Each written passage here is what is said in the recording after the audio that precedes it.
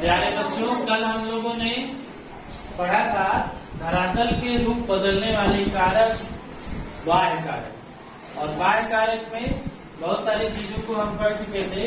कल वाला आप लोग वीडियो देख करके उसको दोहरा नहीं सकते, ठीक है। अब आज हम सब उसी अध्याय में आगे बढ़ेंगे और इतने टॉपिक को पढ़ेंगे जिसमें कि हिमानी है, यू आकार की घाटी है, हिमोन, पवन, वालिका स्तूप क्या होता है, सतर्क शिला क्या होता है, पुलिन किसको कहते हैं और भृगु किसको कहते हैं। इतनी चीजों को हम आज अध्ययन करेंगे। तो कल का हम थोड़ा सा कुछ पूछना चाहते हैं आप लोगों से। कोई बता सकता है अपक्षय किसे कहते हैं? बताइए।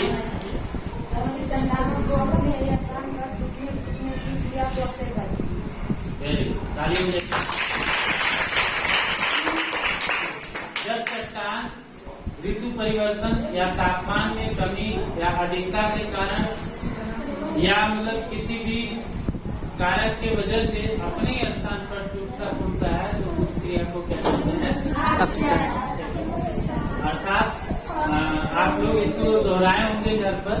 अब हम इसको और आगे बढ़ाते हैं। ये अनाच्छादन में आपने देखा था अपक्षय, अपर्दन और निक्षेपण, ये तीन क्रियाएं मिलकर के पूरा अनाच्छादन बनाती थी। ये अपर्दन और भी कारकों के वजह से होता है, जिसमें से एक कारक है हिमानी। क्या बोलते हैं इसको? हिमानी। अगर इसको अंग्रेजी में बोले तो हिमानी को अंग्रेजी में कहते हैं ग्लेशियर। और इसका एक दूसरा नाम है हिमनद। हिमानी होता कैसा है? जैसे मान लीजिए कि ये एक पहाड़ पर्वत है, तो पर्वत पर इसकी ढाल जो है इस तरह से होती है और यहाँ पर पूरा बर्फ जमा होता है, क्योंकि ये बहुत ज्यादा ऊंचाई पर होता है जहाँ तापमान बहुत ही कम होता है। तो यहाँ पर बर्फ जमा होता है। कभी कभी क्या होता है, ये पूरा बर्फ का टुकड़ा जिसको कह देंगे हम, बहुत बड़े बर्फ का टुकड़ा जिसको हिमखंड कहेंगे, ये इस ढाल से ऐसे खिसक जाता है, यहाँ से खिसक जाता है। तो जब ये कोई बड़ा हिमखंड पर्वतों के ढाल से खिसकने लगे, टूट करके गिरने लगे, तो इसको कहते हैं हिमानी या ग्लेशियर या हिमनद। समझ में आया? हाँ। अब ये जो टूटेगा तो जाहिर सी बात है, यहाँ जैसे जिस पर्वत से टूटेगा तो इस पर्वत के इस चट्टान को ऐसा रगड़ते हुए जाएगा ना। हाँ। तो इसका चट्टान भी कुछ टूट जाएगा। मान लो इधर भी है तो यहाँ से भी हिमखंड अगर टूटेगा तो इसको भी रखेगा तो ये भी टूटता हुआ जाएगा। तो एक घाटी का निर्माण होगा। पहले तो ये वी आकार की घाटी होगी और जब ये हिमखंड बड़ा भारी हिमखंड टूट करके गिरेगा तो ये यू आकार की घाटी में बदल जाता है, ऐसे। ठीक है, किस में बदल जाएगा? यू आकार। यू आकार की घाटी और वी आकार की घाटी में अंतर क्या है? यू आकार की घाटी जो होती है इसका ढाल ऐसे खड़ा होता है और यहाँ पर इसकी चौड़ाई ज्यादा होती है। वी आकार की घाटी में ढाल इसका ऐसे तिरछा होगा, इस तरह से ढाल होगा, खड़ा ढाल नहीं रहेगा और यहाँ सकरा रहेगा, बहुत ही पतला रहेगा। तो इसको कहेंगे वी आकार की घाटी। और हिमानी की वजह से कौन सी घाटी बनती है?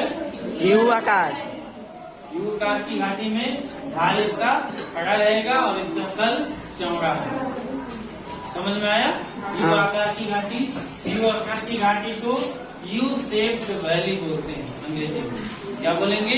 U shaped valley. अब हम आगे बढ़ते हैं कि हिमोड क्या होता है। देखिए, जब ये हिमानी इस पर इस तरह से खिसकेगा, इस पर से गिरेगा, तो ये जो बर्फ या बर्फ का टुकड़ा इस पर गिरेगा तो ये पत्थरों को ऐसे तोड़ता रहता है और ये पत्थर के छोटे छोटे टुकड़े टूट करके नीचे आकर के यहाँ पर जमा हो जाएंगे, इकट्ठे हो जाएंगे।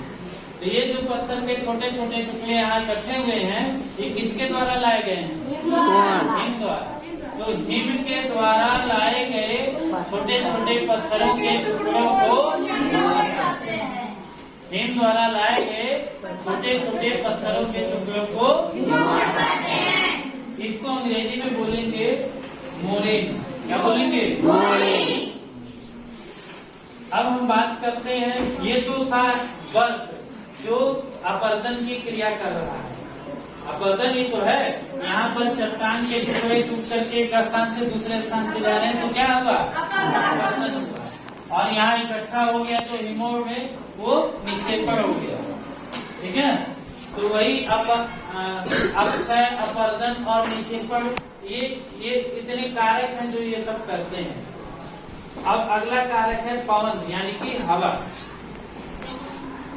जहाँ रेगिस्तान होता है वहाँ पर आप मरुस्थलीय जगहों पर क्या होता है? बालू ही होता है ना बहुत ज्यादा।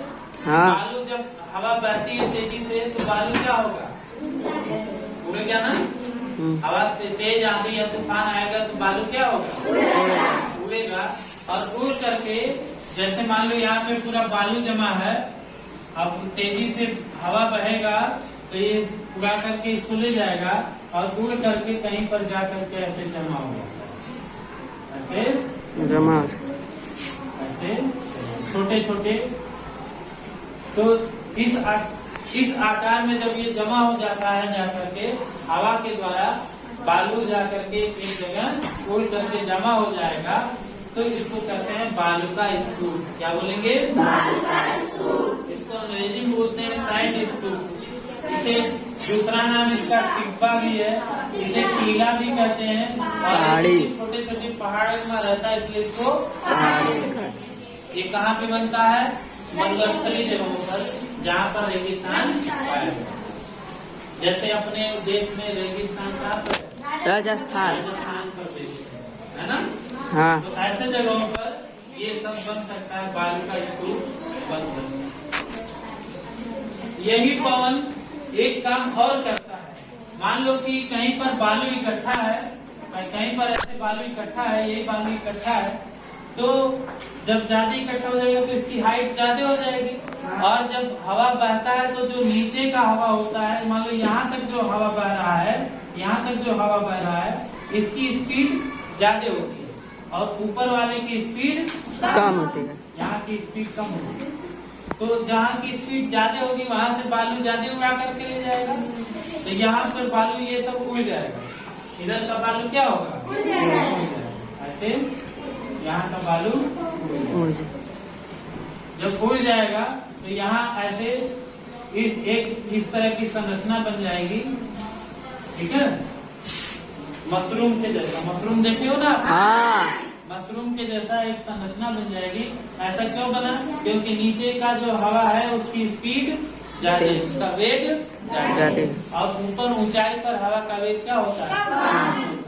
तो इस वजह से यहाँ का बालू जो होता है वो अगर मुलायम बालू है तो ये उड़ जाएगा, और यहाँ पर कठोर होता है तो उसको यहाँ पर नहीं उड़ पाएगा क्योंकि इसका हवा का वेग भी कम है। तो एक छतरी नुमा बन जाता है, छाते जैसी आकृति बन जाती है, या कह सकते हैं मशरूम जैसी आकृति बन जाती है। तो ऐसे आकृति को कहते हैं छत्रक शिला। क्या बोलेंगे? छत्रक शिला। छत्रक शिला। और इसको देखो अंग्रेजी में मशरूम रॉक भी बोलते हैं।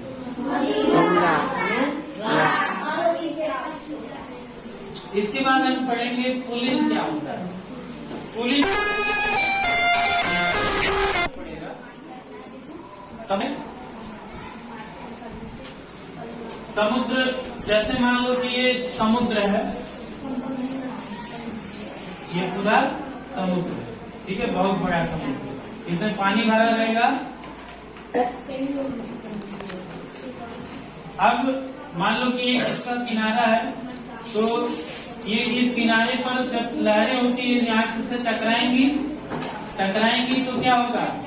ये इसका ये वाला हिस्सा कटता चला जाएगा।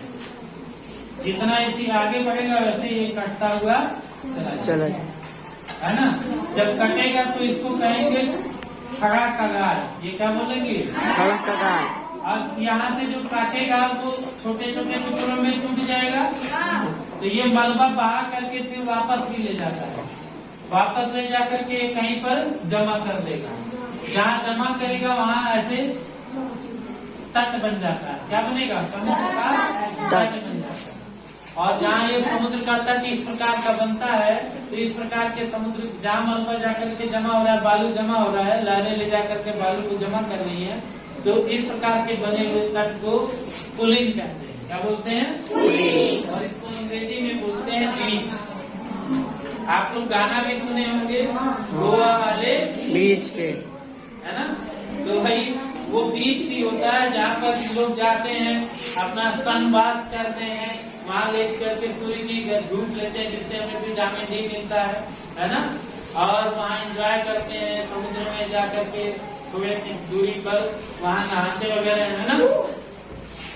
और इस प्रकार के बीच हमारे भारत में कई जगहों पर, जैसे गोवा में है, मुंबई में है जुहू बीच, है ना? चेन्नई में मरीना बीच है। चेन्नई में कौन सा बीच है? मरीना बीच। और ये बीच कैसे बन रहा है? समुद्र की लहरों से। किससे बन रहा है? समुद्र की लहरों से। समुद्र की लहरों से। अब एक चीज और हमें समझना है, भृगु क्या होता है?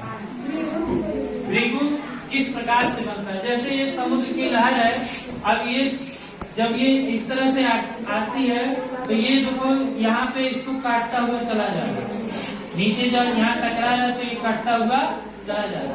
अब कटते हुए चले जाने की वजह से यहाँ पर जो है कट गया है, और ये समुद्र की ओर ये हिस्सा झुक रहा है, और ये इतना हिस्सा इसका क्या होगा? कटाव की वजह से ऐसे खड़ा कगार बन गया। तो जब जहाँ भी इस प्रकार की आकृति बनेगी इसको क्या बोलेंगे? भृगु। क्या बोलेंगे? भृगु। तो आज के लिए इतना ही, ठीक है? जिसको और क्या कहते हैं?